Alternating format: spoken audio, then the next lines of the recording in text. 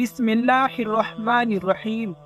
السلام علیکم دوستو، ہم سب یہ جانتے ہیں کہ سب سے پہلے کعبہ کو مکہ میں ابراہیم علیہ السلام نے بنایا تھا، لیکن یہودی اور عیسائی جو ابراہیم علیہ السلام کو ایک سچا پیغمبر مانتے ہیں، وہ ساری عزت، سارے احترام یروشلم شہر کو دیتے ہیں اور مکہ کو صرف ایک عام سا شہر کہتے ہیں، اور کہتے ہیں کہ مکہ کا اور ابراہیم علیہ السلام کا ان کے خدا سے کوئی بھی تعلق نہیں ہے۔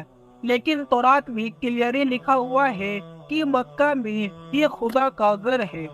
آج سے 80 سال پہلے ہٹلر نے جب نیدرلینڈ کو فتح کیا تو وہ جتنے بھی یہودی تھے ان کو ایک لائن میں کھڑا کیا اور آہستہ آہستہ ان شہروں کو ایک کمرے میں لے جایا گیا، جدھر گیس کے ذریعے سے ان شہروں کو آسانی سے ختم کر دیا جاتا۔ ادھر کھڑے سارے یہودی اپنی موت کا انتظار کر رہے تھے، اور ان سب کے زبان پر تورات کا ایک ہی کلمہ تھا۔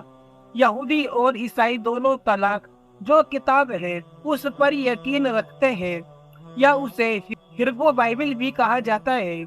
یہ بک آف سیم میں لکھی ہوئی ہے، حالانکہ یہودیوں کے لیے سب سے امپورٹنٹ کتاب ہے، اور اس طلاق کے 3 ضروری حصے ہیں: تورات جو موسیٰ علیہ السلام پر نازل ہوئی، نبی جو یہودیوں کے باقی پیغمبروں پر نازل ہوئی، اور تم اس کا ایک حصہ بک آف سم میں ہے جو داؤد علیہ السلام پر نازل ہوئی، جسے ہم مسلمان زبور کے نام سے جانتے ہیں۔ شامچار میں لکھا ہے، اس کا ترجمہ ہم آپ کو بتاتے ہیں۔ کتنی خوبصورت ہے آپ پہ رہنے کی جگہ، اے عظیم رب! کتنے خوش نصیب ہے وہ لوگ جو آپ کے گھر میں رہتے ہیں اور آپ کی عبادت کرتے ہیں، اور ان کا دل صرف حج کی طرف ہوتا ہے جب وہ مکہ کی خشک وادی کے پاس گزرتے ہیں۔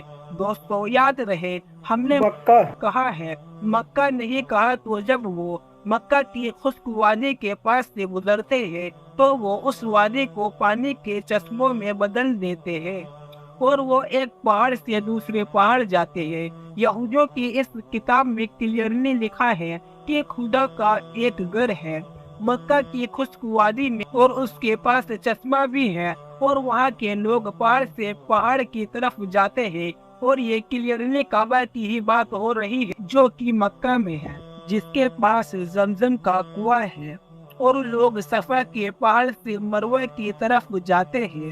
لیکن یہاں تو لکھا ہے کہ اللہ کا ایک گھر مکہ میں ہے، اس کا مکہ سے کیا تعلق ہے؟ تو دوستو تعلق ہے، جیسے قرآن کریم میں سورہ عمران میں اللہ تبارک و تعالیٰ فرماتا ہے کہ کہہ دیجئے کہ اللہ نے جو کہا ہے یہ سچ ہے، اور پیروی کرو ابراہیم کی جو بالکل سچے تھے اور مشرک نہیں تھے۔ یقیناً پہلا گھر جو لوگوں کے لیے بنایا گیا اللہ کی عبادت کے لیے وہی ہے جو مکہ میں ہے، برکت والا، ہدایت کا مرکز ہے۔ سارے جہاں کے لیے ایک کتاب والو، تم کیوں اللہ کی آیتوں کا انکار کرتے ہو؟ قرآن میں اور تورات میں دونوں میں ہی مکہ کو مکہ کہا گیا ہے، کیونکہ مکہ مکہ کا ہی پرانا نام ہے۔ مسلمانوں کا پہلا قبلہ مکہ نہیں بلکہ یروشلم کا بیت المقدس تھا۔ ایک دن مدینہ میں آپ صلی اللہ تعالیٰ علیہ وسلم مسجد میں نماز پڑھا رہے تھے کہ اچانک اللہ کی طرف سے اشارہ ہوا اور کہا کہ جہاں بھی ہو اپنا رخ بیت المقدس سے پھیر کر مکہ میں کعبہ کی طرف کرو۔ آپ صلی اللہ علیہ وسلم نے نماز کے دوران ہی کعبہ کی طرف ٹرن ہوئے، اور پیچھے کھڑے سارے صحابہ نے بھی ایسا ہی کیا، اور اس طرح پہلی دفعہ مسلمانوں کا ایک نیا قبلہ بنا۔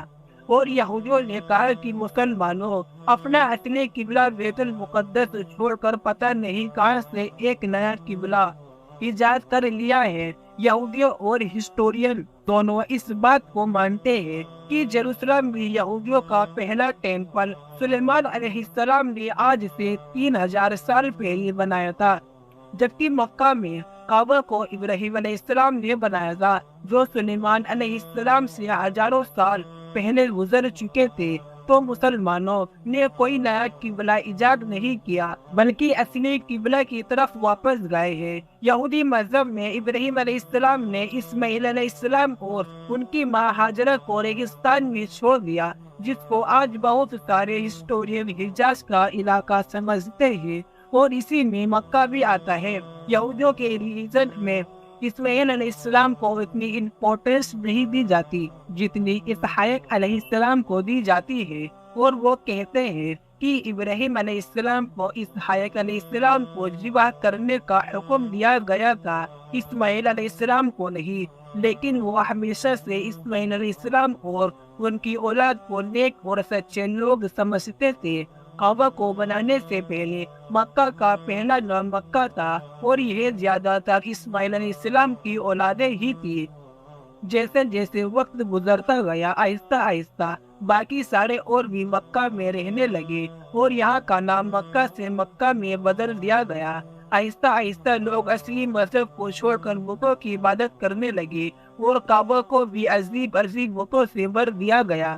رسول اللہ صلی اللہ تعالیٰ علیہ وسلم کی عمر مبارک جب 35 سال کی تھی تو ایک دن بارشوں کی وجہ سے کعبہ کی چھت اچانک سے گر جاتی ہے، اور مکہ کے لوگوں نے کعبہ کو دوبارہ بنانے کا ارادہ کر لیا، لیکن صرف حلال پیسوں سے۔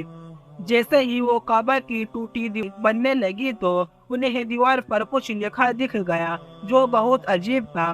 انہوں نے یہ پڑھنے کی کوشش کی، لیکن عربی میں نہیں بلکہ کسی اور زبان میں یہ لکھا ہوا تھا۔ آخر ایک یہودی نے آ کر ان کو بتایا کہ یہ یہودیوں کی زبان ہے، اور اس پر لکھا ہے "I am Allah the Lord of Mecca"، اور یہ میں نے تب بنایا جب میں نے آسمان اور زمین اور چاند اور سورج کو بنایا تھا، اور یہ تب تک قائم رہے گا جب تک اس کے 2 پہاڑ قائم ہے۔ اور آج بھی کعبہ کے غلاف کے اوپر مکہ نہیں بلکہ مکہ لکھا گیا ہے۔ کعبہ جب دوبارہ مکہ والوں نے بنانا شروع کیا تو تب بھی وہ بتوں سے بھرا ہوا تھا۔ کعبے کی چابی عثمان بن طلحہ کے پاس رہتی تھی۔ پیغمبر بننے کے بعد رسول اللہ صلی اللہ تعالیٰ علیہ وسلم نے جب اس نے چابی مانگی تو وہ ہنسنے لگے اور کہنے لگے کہ چابی اور محمد کے پاس اور مزار بنانے لگے، تو آپ صلی اللہ تعالیٰ علیہ وسلم نے کہا کہ یاد رکھو، ایک دن ایسا آئے گا کہ چابی میرے پاس رہے گی، اور جسے میں چاہوں گا وہ چابی دوں گا۔ تو قریش نے کہا کہ وہ دن سب سے بہترین دن ہوگا، تو رسول اللہ صلی اللہ تعالیٰ علیہ وسلم نے کہا کہ نہیں، وہ دن قریش کے لیے سب سے عزت والا دن ہوگا۔ اس کے کچھ ہی دن بعد آپ صلی اللہ تعالیٰ علیہ وسلم نے مکہ کو فتح کر لیا، اور کعبہ کی چابی عثمان بن طلحہ کو واپس کر دی۔ اس کے بعد مسلمان عرب کی سب سے طاقتور فوج بن گئے۔